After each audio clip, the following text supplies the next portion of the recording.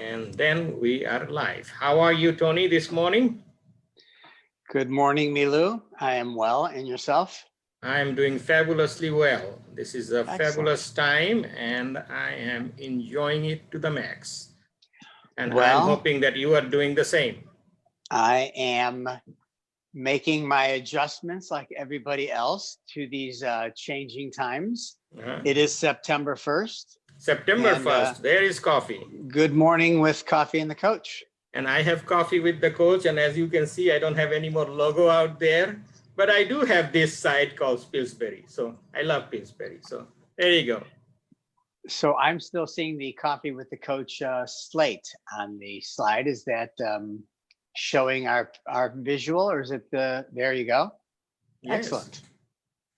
So how are you today? I'm good. I'm doing fabulous, and sounds like you are ready to discuss some more from our previous session. And as you can see, yes. I'm wearing glasses today to match your design, your style. Well, it's very intellectual these days to be seen with glasses. The problem is, actually, I think I can see you better without them. Well, let's see. Well, maybe that's the way to go. But yeah, I can see better as well. But I think I will wear because it looks like you. It looks like you are the doctor. Oh, so, yeah. Where we last left off, we were talking about self-love. Right. And during these times of uncertainty, people have a lot of changes going on in their lives, and they have a lot of doubt within themselves. Mm-hmm. And self-love is a very appropriate subject to talk about. It is, and it has so many things associated with that we may continue for another episode. So because self-love is coming from a dimension in our coaching where we are talking about self-dimensions, right? So we have strategic mindset dimension, we have self-dimension, and we have relationship dimension. And relationship dimension, which will be later on, we'll be talking about love. We'll be talking about, identifying heart to heart, means self-love, love, and happiness. Those are the dimension we'll be, in that dimension we'll be talking about.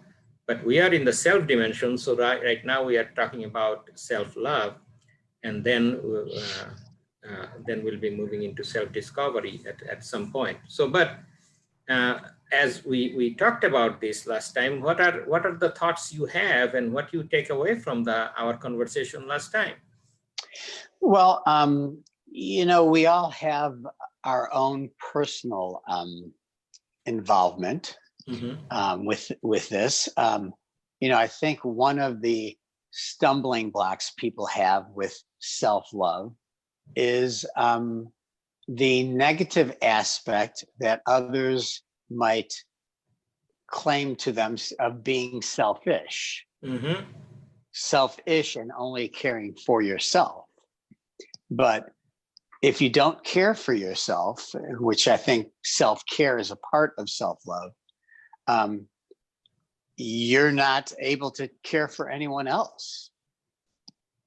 Mm-hmm. So how do you address that concern of others feeling that, oh, Milu is so about himself.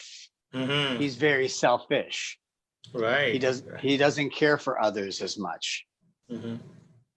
Yeah, that's one of the topic we talked about last time, is self-love could be wrongly viewed as selfish, right?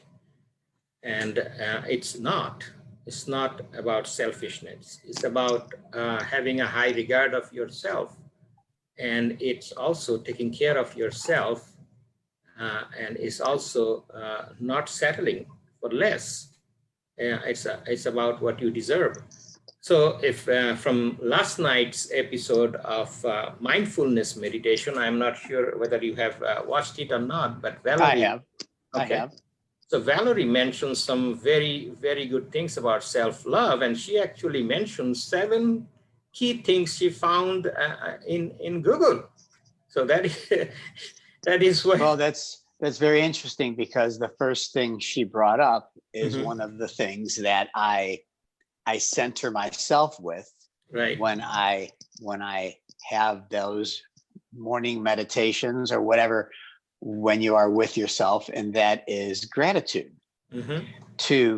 To be grateful for the things that are a part of your life. Mm-hmm. I think people so often focus on the things that are not in their life, the things they desire, the things they want, the things that are wrong, that the very first thing you should do is be grateful for the things that you do have in your life. Yes, yes, that is true. And if you also look at that, the other thing she mentioned was important, because she was talking about how about loving words and doing exercise, which is you doing it for yourself, getting outdoor, and also put down your electronics like your phone, and sometimes maybe even get away from your phone for more than a day. Or your Spend TV. or your TV. Don't look at coffee with the coach for a little while. That's your computer. And Yeah, you have to schedule. You should look to schedule these things instead of, I think people look to their devices to fill all of the time in the day that is open, instead of being with self. exactly, And exactly. if you're always focused on everything else that's out there, you don't have any time to actually even think about Right. yourself. Right, and her seven thing that she mentioned also include spend time alone, and it also talk about drinking more water, which is taking care of yourself. So today, one of the things that we will talk about is, there is, as you know, there is 4 components of self-love, which is self-awareness, self-worth, self-esteem, and self-care. So these 4 things, self-awareness, self-worth, self-esteem, and self-care, is increases your self-love. But at the same time, we are also talking about uh, what is preventing you from being, from self-love. Just think about that for a second. And there is research on that. And we will, of course, talk about that today. And I will maybe even showing you a little YouTube clip about that. So before I go to that I one, can't wait. you cannot wait, but you have to tell me if those clips are showing up. But this clip is not the one that we showed from the our little promo that we had about self-love. That was fascinating, because you saw the face of that person change. You saw how the whole reaction of the person involved, right?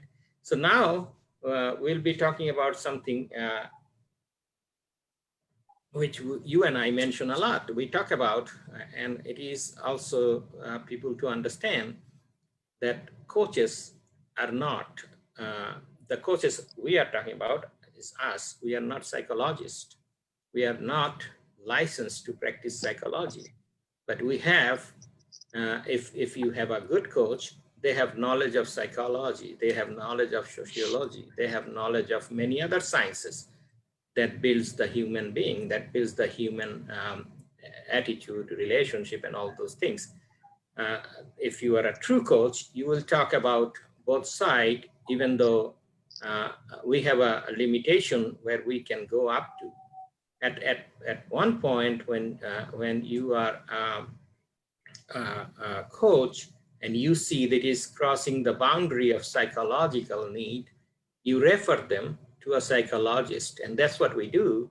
We work with psychologists when we see our clients are reaching the boundary that now it is between where they are cannot be helped by a coach, can be helped by psychologists. That's where we refer them to a psychologist. So I want to set that boundary that we are not clinical doctors.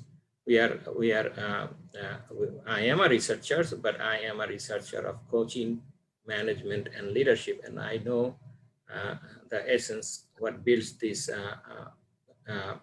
foundation of coaching, which is psychology, philosophy, and many other sciences, including sociological science, like related to sociology. So with that said, Tony, today we will start a very interesting side of self-love. Are you ready for it? Yes, I have one question. The things we were just talking about with psychology and with coaching, are those the second element you were talking about, which is self-work? It is related to that. It is how you define self and how you define self-love and what is the need, why you need self-love in coaching, right? So in psychological term, there is what we talk about self-love deficit. Self-love deficit. Deficit? Right. Okay. Self-love deficit. Right, and a psychologist and psychiatric evaluation of that is called that deficit. And Rose Rosenberg is the one who is doing this research and who is published many things that I want to talk about. And as a coach, we need to be aware of what is the reason self-love is so important. So with that said, let me share you his pyramid. Okay. So let's share his pyramid, and I'll do it with a current slide. See, resume slideshow. Okay. So let's see. Can you see this slide? I do see that slide. Yes. Yes. So this is the self-love deficit pyramid that he talked about in his why we are impacted by like Valerie mentioned in her discussion about narcissist behavior, right? So we will talk about that, and we will give some example. Because we are not psychologists, we can bring those from their own description of it, and that will provide some idea of what we are talking about. Okay. Yes. Okay. Very well. So the self-love wise, I will bring up a couple of because we have limited time, I'll bring up a couple of those movies using YouTube and let you experience that. So let me bring up the first one and see if I can show it to you. And let me go there and see. I have it ready for you. Okay. So let me do the slide share and tell me if you are able to hear that. Okay. So I'll start it where I wanted it to. So can you see him? Can you see? Yes, I can see the gentleman. Yes. I will play, and it's in the middle of his YouTube. So let's talk about his Rosenberg's research. So I'm going to play and let me know if you can hear it, okay? Yes.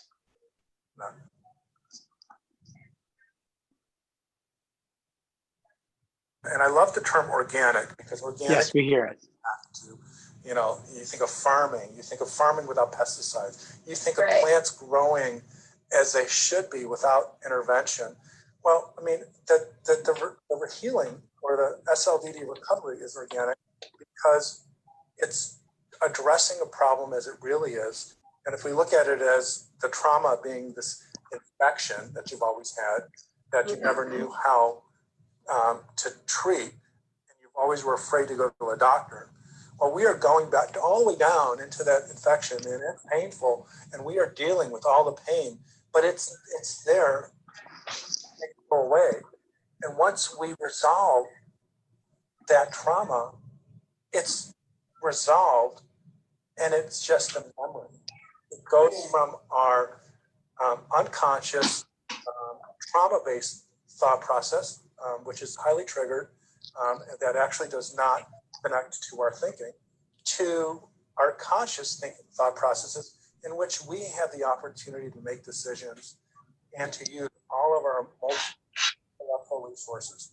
This disorder is they're solving the problem at the level that it is, healing and becoming who they should have always been. I'd like to say is that the language that they had before wasn't their words. It was tapes. It was tapes of the child that they used to be that had no power, who was surrounded by narcissists growing up. It's the tapes, I'm not good enough. I'm not, no one will love me. I'm only going to be lovable if I do this with people. Why am I so stupid? I need to be smarter. Someone will leave me. I don't want to be lonely. So we identify with that thought. But in reality, those thoughts are energized by the trauma that we're carrying. So let's say we use an infection analogy, and we cure this infection, that, and it's no longer impacting everything beyond it, and the trauma is resolved. Now we're having thoughts, our thoughts. We're not carrying the thoughts, the tapes of the child. These are who we are. Right. Here and now, present, health, recovery. So, and that's what I heard you say is that as you get healthy, your thoughts start to resonate more. Because they are for you, about you. They're not connected to the shit of the past. Right. The sad part is it never will take root when someone has SLDD, codependency, because they don't have the psychological infrastructure to manage that process. That you got to love yourself, just because remember that the part that fuels, fortifies SLDD is the unconscious shame, the unresolved trauma, and that's that child inside of us that keeps being the victim. So they hear people like you and I say, just love yourself. Right, and they think it's trite, and But let's say they like it. Let's say they go, absolutely, I'm going to love myself more. I'm going to say 5 affirmations every morning. I'm going to buy myself a cupcake or whatever. And we should not stop that. Absolutely. But it doesn't last if it doesn't also recognize the source of why we can't do it. And so that's where the therapy really needs to go, is help people understand their thoughts, that the tapes, the messages they say, the self-destruct predictions, but also that person is talking. Right. And talk to that person and solve that person's problem, which is the child they used to be, who's carrying that trauma and never thinks it's going to go away. Okay, so very well. So this is what we just learned from him. Let's share the next video, which will talk about it a little bit deeper level. And it will also talk about how do we now look at the problem and how we address those problems. The question here is, remember, we are not psychologists. We are showing a psychological perspective, and then how coaches work with that concept is totally different than psychologists. But we have a boundary. Up to that boundary we go before we hand over to a psychologist. One of the things he brought up that I thought was very interesting was the negative self-talk that we conjure up about ourselves when we do something wrong, or when we, I'm always this way, or I'm always, you stupid idiot, why did you do that?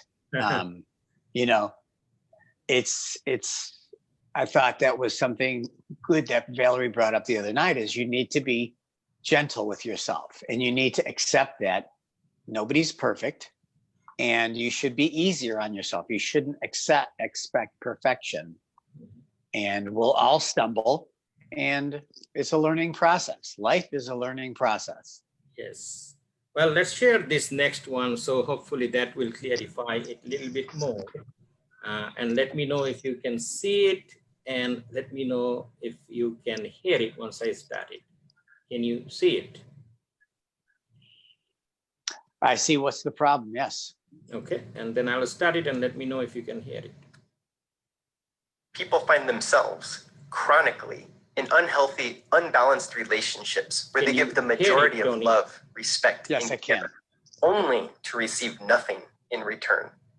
Despite the pain, they stay in this unhappy, toxic dance. Why? Because they're afraid of feeling the intense shame and pathological loneliness that would arise if they left. What is it? Often, this has been called codependency. However, a more appropriate phrase is self-love deficit disorder, or SLDD. Why? As you can see on this SLDD diagram, codependency is a mere symptom of not loving oneself. Codependency is not what needs to be treated. Rather, the root cause needs to be addressed. It all begins with attachment trauma, the root cause. This often occurs when a child is raised by a narcissistic parent who does not allow them to feel loved, respected, cared for, and safe. Love is merely conditional and judgmental. This trauma is then responsible for causing core shame. Core shame is a distorted belief of being fundamentally bad or flawed. Such toxic shame reduces a person to feeling only good when they take care of others while ignoring themselves. Loving someone while being invisible creates pathological loneliness, deep, bone-aching emotional pain. This is the excruciating SLDD addiction withdrawal pain that reduces one to feeling invisible, worthless, and unlovable. The pain of it is simply unbearable. Hence, the person with SLDD is uniquely prone to SLDD addiction, which is the desperate need of a relationship that will make the lonely pain go away. The pathologically narcissistic romantic interest becomes their drug of choice, which never remedies their loneliness and lifelong pursuit of love, respect, and caring. Like other addictions, the attraction to narcissists begins with euphoria and excitement, but predictably ends with regret and shame. This attachment traumatized, shame-based, pathologically lonely, narcissist-addicted person behaves with self-love deficit disorder, the selfless, compulsive caretaker who habitually attempts to control others into loving them. Therefore, the problem was never the SLDD, but everything that lies beneath it. The pyramid demonstrates why someone with SLDD does not respond to traditional psychotherapy, as the problem that is treated is not the actual cause of the disorder. This invisible and treatment-resistant addiction cannot be remedied unless its underlying causes are addressed and solved. In other words, by understanding that SLDD is just a bunch of symptoms of much more complicated and fundamental psychological problems, the problem can never be solved. There is, however, a cure for self-love deficit disorder. You may have guessed it. The cure is the achievement of self-love abundance. This is the exact opposite of each of the SLDD pyramid's levels, such as demonstrated in the self-love abundance pyramid. First, the root of the problem is addressed. Attachment trauma resolution occurs when a person in psychotherapy safely explores their repressed or hidden childhood trauma.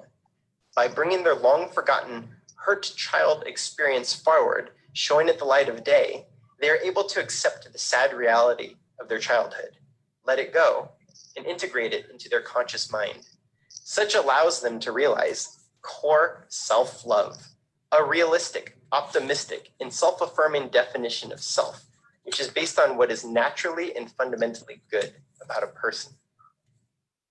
This leads to existential peace, the polar opposite of pathological loneliness. For the first time, the newly self-loving person feels comfortable in their own skin. Free from shame and loneliness, this person can then find and demand mutuality and reciprocity in all of their relationships. The new relationship rules require self-love, self-respect, and self-care, which engenders the same in others. The culmination of these achievements results in self-love, the serenity and acceptance of one's place in the world. Being perfect despite one's problems is the foundation for future loving relationships with self and with others. With these two pyramids, a person can intuitively visualize their self-love deficit disorder. By simplifying the codependency problem into a sequential and logical illustration, the frightened and pessimistic codependent is more likely to courageously take on the biggest fight of their life, to resolve their lifelong battle with SLDD, and to fight for their right to be self-love abundant. All right, so self-love abundance. As you can see, so this is rooted in psychological terms, and we just describe, and it is readily available in Facebook, not Facebook, in YouTube and internet, so people can go look it up. It is available, so this gives you about that self-love abundance. That's what it brings to, and to understanding that underlying theories. Coaches can take you up to so far, and after that, if you have a need for seeing a psychologist, that's where we hand you over or refer you to a psychologist. But as you can see, there is a lot of things in there can be nurtured, and as far as improving your self-love and the mention of self-love, respect, and self-care, self-respect and self-care. Those are things coaches can help you. Coaches can help you with, and we don't look at the past; we look at the present and future. That's how the coaches are built. So we work with the clients who are bringing in maybe issues from childhood, but those are the ones that we don't look. The psychologists do, but we work with the present, and then we move you forward. Well, without identifying that hidden attachment trauma of their childhood or youth, you can only go so far with the self-love. Is that correct? Exactly. And you are right about that. We can help people who are not having that disorder. Now, if they are having a disorder, that is a psychological disorder where the psychologist coming to play, and we refer you to that person.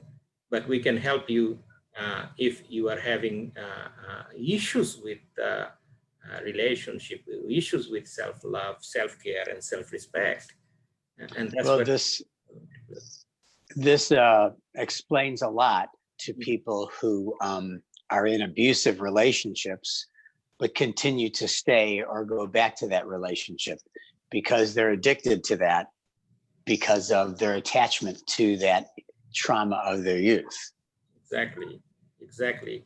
So hopefully that gets the stage for next episode where we can actually talk about more related to coaching to increase your self-love.